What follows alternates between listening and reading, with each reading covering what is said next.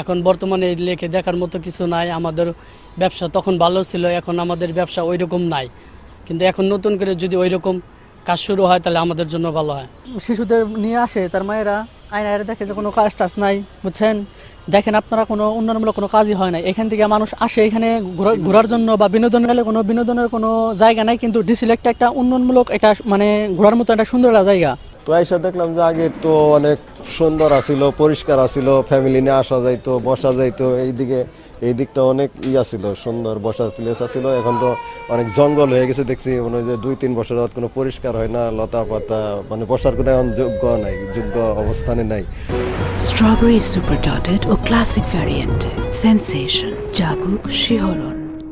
5,44,00,000 টাকার একটা প্রজেক্ট ইতিমধ্যে পাশ হয়েছে এবং আশা করছি আগামী 1 সপ্তাহের মধ্যে এটি টেন্ডারে চলে যাবে। টেন্ডার হয়ে গেলে এখানে অ্যাম্ফি থিয়েটার থেকে শুরু করে অনেক নতুন নতুন আইটেম যুক্ত হবে, যার ফলে ডিসি লেকের যে সৌন্দর্য সেটি যেমন বৃদ্ধি পাবে, পাশাপাশি এখানকার সকল শ্রেণী পেশার বয়সের যারা মানুষ আছে তারা এখান থেকে আনন্দ উপভোগ করতে পারবে বলে আমরা বিশ্বাস করি।